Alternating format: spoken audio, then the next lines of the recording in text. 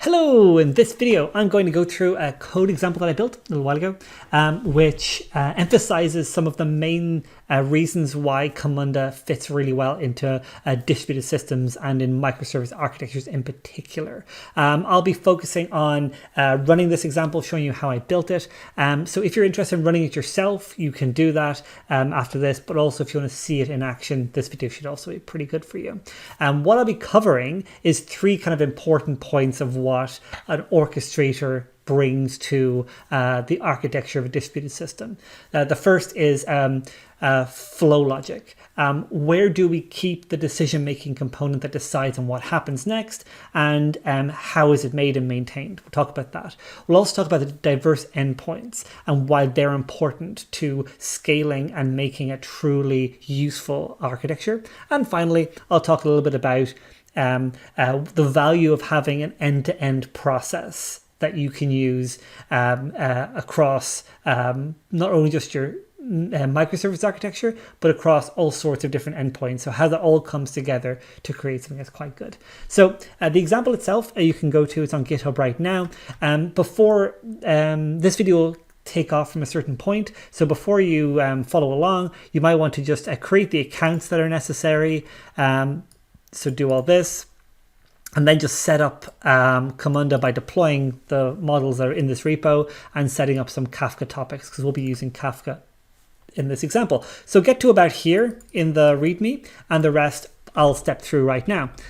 So if you have followed the instructions, you should have this. This is the model I will be using, and let me talk through how it works by using token simulation before we go into the execution details.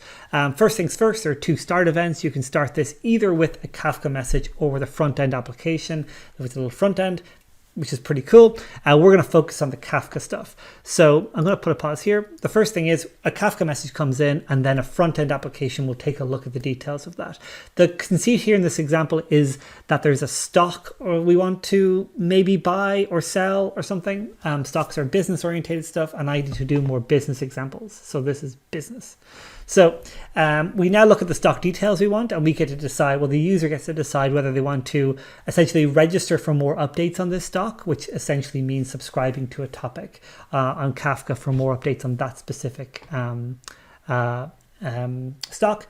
And also it wants to add that stock to our profile, which is sending a message, a Kafka message as well. So if we press play, we see we have a gateway that then does these two things in parallel.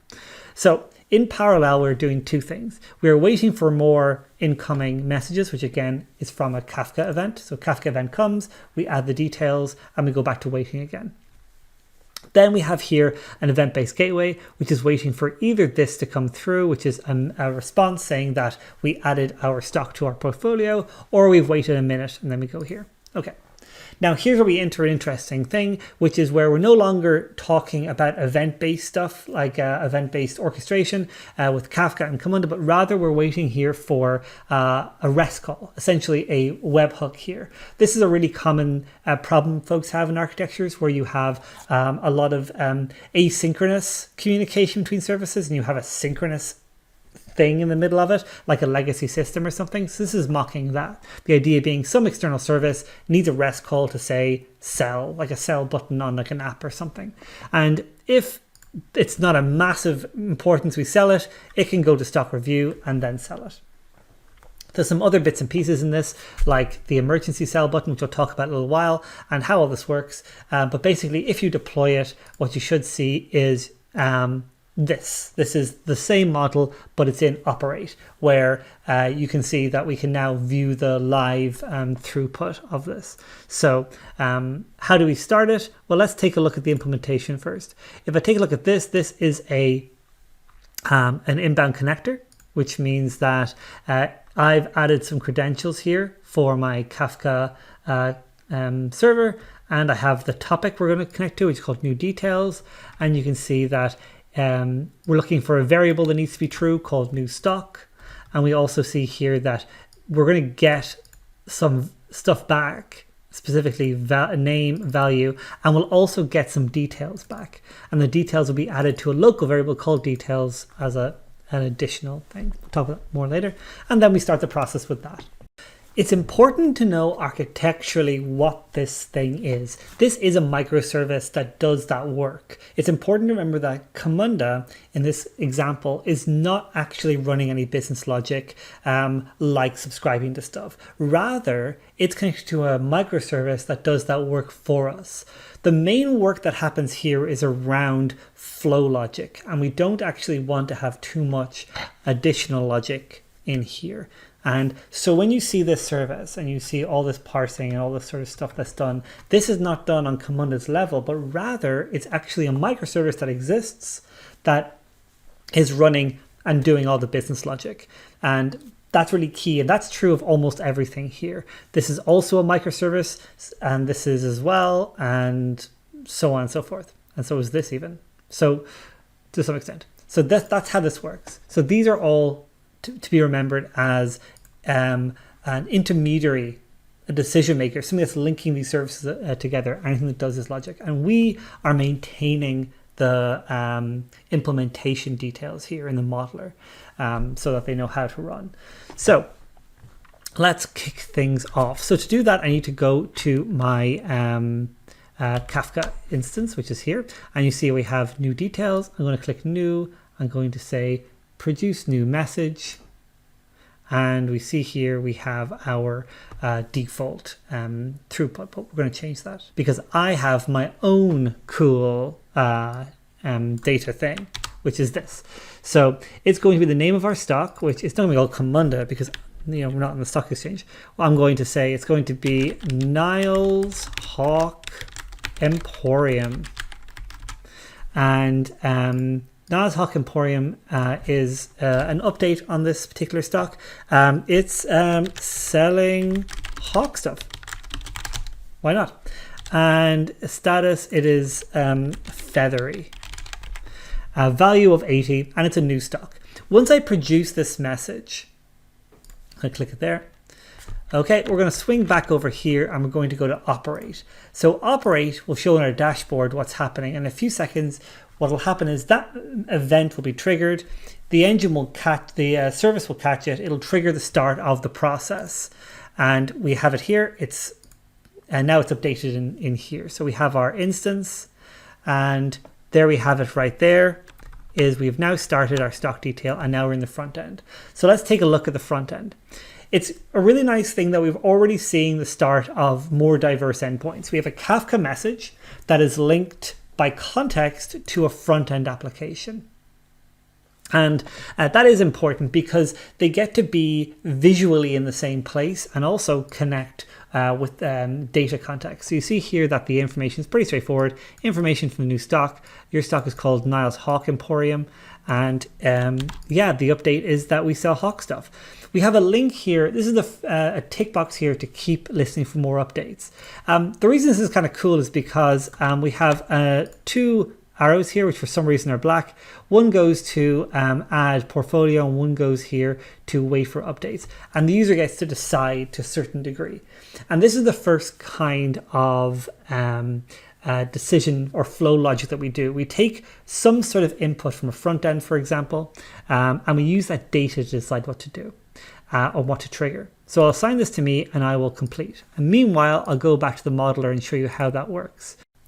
We can open the form up by going here, seeing the linked form, and we can open in the editor because I built this form in the editor itself, and we see that this thing here is going to create a variable called wait for update. The nice thing is you can see from the output here what the exact output of this form is. This is just visualizing data, so there's nothing to output from there, and you can see that the stock is use the name. That comes in. So it's quite dynamic. And you can also see that I can, where it's being used. It's being used in this particular place, and I can go straight back to the diagram. So once we know that we have that variable, we now have a gateway that is going to use that variable.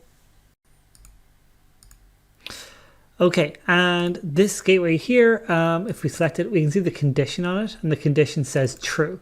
This is interesting. It doesn't use a variable, actually. It just it says we'll always go here. And here we have the actual use of the previous variable, which is wait for update. So if this was ticked, we'll go down here and do both. This gives us the option of always going this way. So we have a default path, but we have an optional path as well. It's quite nice with the OR gateway you can do that. It's quite hard to do this kind of thing because this is both running things in parallel, but only doing it sometimes. And I quite like that about this. This is a key component in flow logic, being able to do something that isn't just run two things at once or run one thing or another. This specific example shows how data can be used to make a decision that is actually a relatively complicated thing to do if you're programming, which is decide to run two things in parallel, but only in certain circumstances, while, and we'll see this later, keeping the same context. That's key, and we'll get to that in a few minutes. It also shows a certain diversity of endpoints, which we'll get to as we go along. So what happens next? Well, after we have completed our task, we should go back to Operate, and we see that we are now at this point here, and we are also, you see the blue line, we've gone up here, we've sent a message to Kafka, one has come back, and we're now on this prepare to sell thing, which is a webhook. And we also have this, which is waiting for details. So let's go here first and trigger this. This is kind of interesting. So just as a reiteration, the current status of our process is we are waiting for potentially someone to send a REST call in to say sell. We're also in parallel waiting for a Kafka message that could come in at any time to update us on the stock. So let's head back to Kafka and let's create a shiny new message. And I'm going to go here and again replace the data. As before, we are going to use a little copy paste, and instead of Camunda, it is Niall's Hawk Emporium. Now it's key I use that because this is actually the correlation key that's going to make sure that the message is picked up.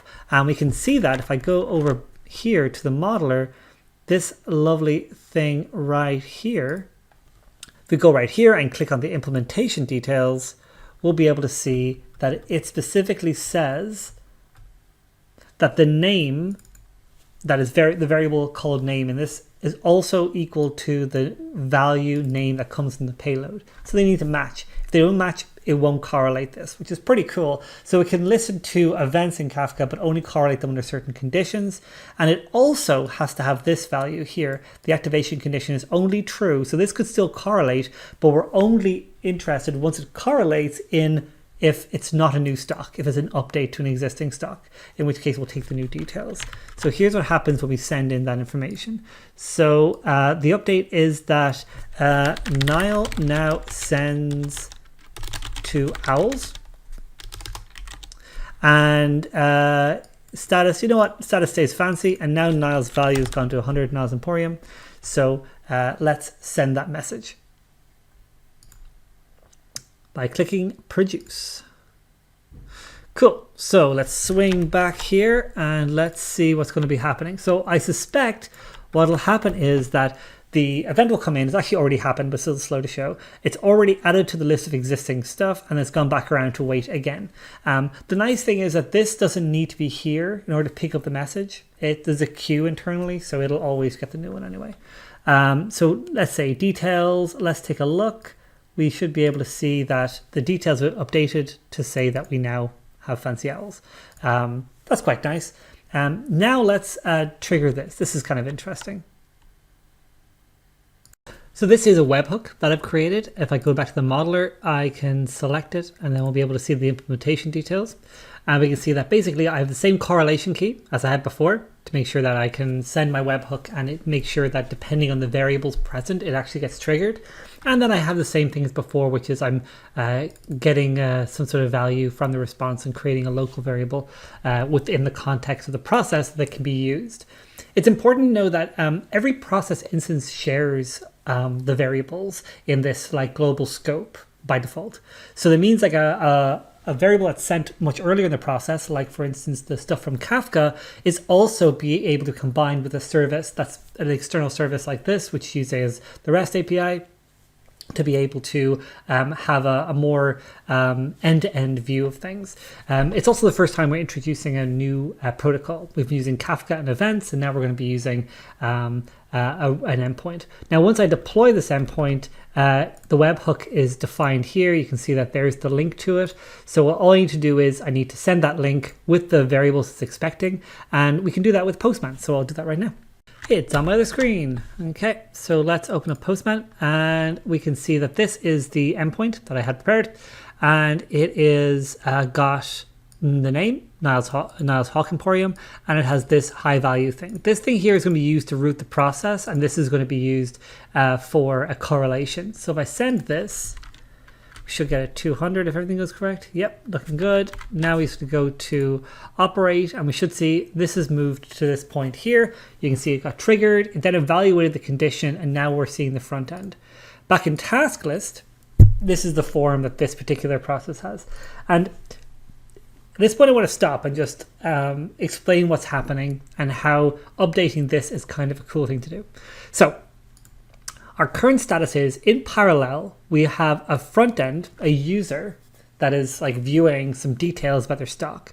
While in parallel, I'm waiting here for new updates to come in about my stock, right? So this is quite nice because these two are completely independent. They're actually on different servers, talking to different parts of the system. They're totally decoupled. But a key thing about the way an orchestrator works is it's able to maintain a certain amount of context between two different services, even if they don't directly communicate. Let me explain how. Because from this front end, I would like to see any new updates that happen with our stock, but this here does not communicate with Kafka. Also, maybe if I have selected that update, then I expect it to be happening. So let's see what happens if I go back and I get Kafka up here. I go to the messages, and I'm going to just create a new message. Again, with our own data structure. So this is not as cool Hawk Emporium. Now sells to owls, now sends to pigeons. Now this is a bad thing. So this is not clean is the current status. My value is going to drop by like to 30 because pigeons are not known, are not a liked bird. It's a shame. So if I produce this message, from the process perspective, it's going to trigger here and run around here again and update this list of details, right? So that's from the process perspective, and that's doing its own thing. But because it shares context, what should happen is also we should be able to see that that detail is then reflected in what the process context shows to the end viewer. So let's just refresh this and find out. So as we can see, we now have our status is not clean. We can order this if you like. So it started off quite okay, where it started off with a cool 80 when it was feathery. Then it went to fancy, but then it went to pigeons, which is not good. So we're going to complete this process. And the nice thing is that as the stuff comes through, we'll be able to do that. So if I complete this process, what's going to happen is they're going to run down here and sell the stock, and that's that. But here's another interesting cool thing that I've added, and it goes back to the context thing, the end-to-end nature, the idea that this process is supposed to incorporate anything that could possibly happen in all systems that could, is this really cool structure here. My favorite BPMN symbol, it is the event-based interrupting process. My favorite symbol, I should know the name of it better. It is the event-based subprocess. Go team. Got it in my first try. Should I leave that in the editing? I could edit that out, but I might not. So what this means is I get to send an event similar to here where I was able to, if I was waiting for a webhook here, it would come in and we continue. But this was a webhook that's also waiting, but this is scoped differently. This is waiting for the entire process. So it's, this event has been waiting since the very beginning. At any point, we can send in a call that says, sell this a stock, and it should interrupt whatever's happening. And that's really cool because we're able to affect and properly shut down completely different systems that are specifically linked or dealing with work on a specific instance in the same context. It's actually very cool and it's very difficult to do. So let me trigger that. I need to go back to Postman. Let me just grab this and go here. Let's see the body. There we go. Get rid of that little comma. So as I send this in, it'll immediately trigger, I hope, to Niall's Hulk Emporium, which should trigger this. Those two should disappear, those two tokens. And we should then see that we've sent a Kafka message. Oh, it's already happened. So they've both disappeared. We can actually follow down here. We can see we've triggered this. We've sold our stock, and then that's that. That's pretty cool. And yeah, our process has worked. The cool thing is that there was a task here which has also now been removed. So this thing is no longer valid. It's now gone, which is pretty cool. If I click complete, it should throw a big error saying that it's no longer, it doesn't exist anymore. And yeah, and that is a nice way to show both, three things, as I mentioned. First is the flow logic. We were able to use potential of a front end to decide what to do or not do. We were able to here use an event that might occur. And if that event doesn't occur, we still have something to do. That's pretty cool. And we were able to use some decision making here from this front end to decide whether to show a front end or not. We also show true diverse endpoints here. We have Kafka message, front end integration, and REST calls from to a webhook. Completely different types of communication. And often when you're building a microservice, people say those things are out of scope. But when you're building a process, they're not out of scope. They are exactly what you want to see. We also have the end-to-end context, which I think is the most important thing. Having the context at every single step means that you're able to do things that normally you couldn't. Being able to manipulate variables from one part of the process to affect another, even though they're completely different parts of the system. Being able to send in events that would actually affect the single instance and all the different tasks that are working on that instance is actually pretty cool too, and hard to do. This happens to be interrupting, but doesn't need to be. It could be non-interrupting. It could be sending updates. This could be an event subprocess, for instance. So there's a lot of very cool stuff we could do. But hopefully this shows you the potential of adding this as a component. It removes an awful lot of logic that, first of all, wouldn't even be visualized. That's really important. Everything we saw here is completely visual. Hopefully, if you want, you can go back, as I said, right here. Everything I said here, including all of the fun triggers and things, are all there. You can follow that along, build it yourself. Let me know how you get on, and please, if you have any changes you want me to make or you have suggestions for the example, I'm very happy to see them. So yes, thanks for listening. See you again. Goodbye.